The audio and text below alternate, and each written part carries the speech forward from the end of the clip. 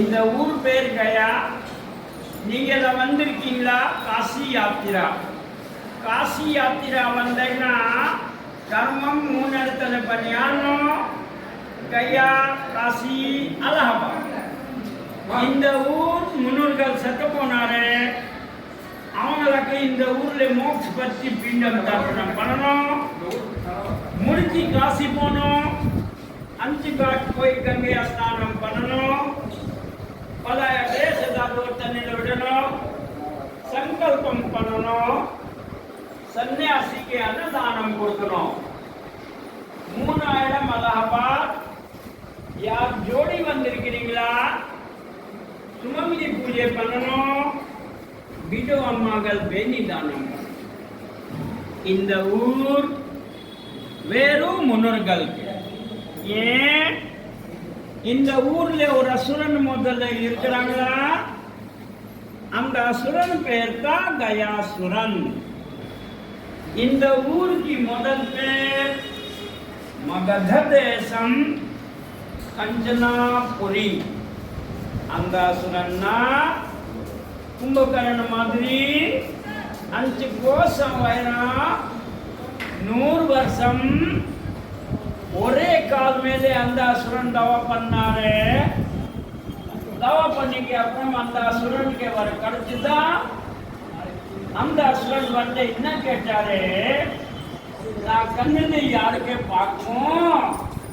அந்த சத்து போனோம். சத்து போயிடுவான.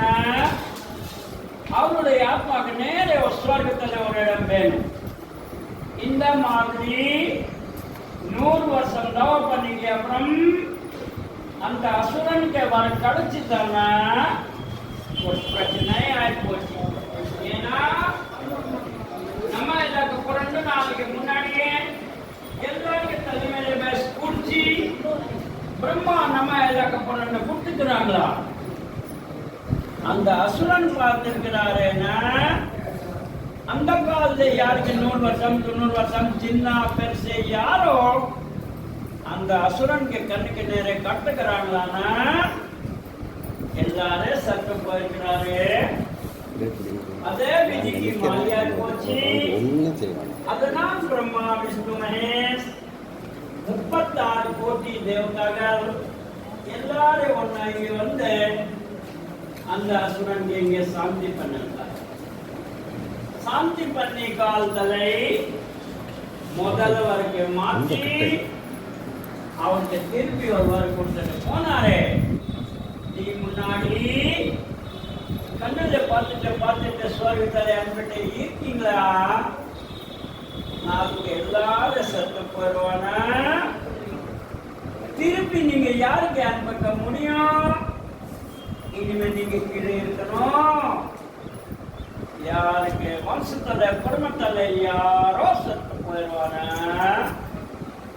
அவங்கதான் முன்னோர்களுக்கு நம்பி இங்க வருவாரு. வந்துட்டு உங்கள் மேலே உட்காரட்டை யாரோ தயார பித்ரு பூஜை பண்ணுவாங்களான்னா அவங்களுக்கு முன்னோர்களுக்கு நீங்க ஸ்வர்கத்துல போர்த்திக்கு ஒரு வழி.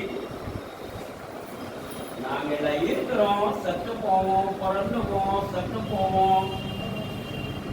7 வாட்டிக்கு உள்ளே 84 லட்சம் யோனி.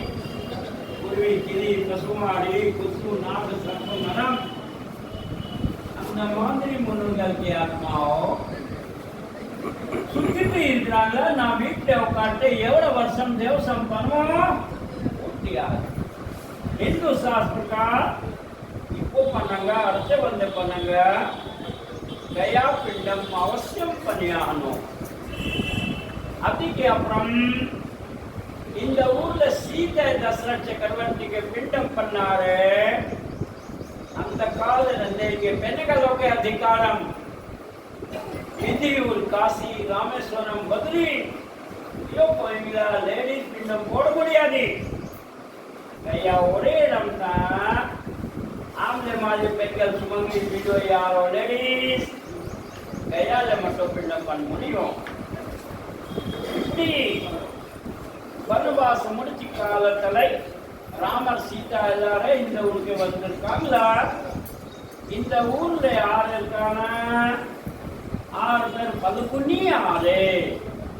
அந்த பல்குனி ஆறுக்கு அந்த பக்கம் கரையில சீதா பிராட்டிக்கு உட்காரட்டை ராம சொல்லிட்டு போயிருக்காங்களா, நான் பிண்டம் பொருள் எல்லாம் வாங்கி போறோம்.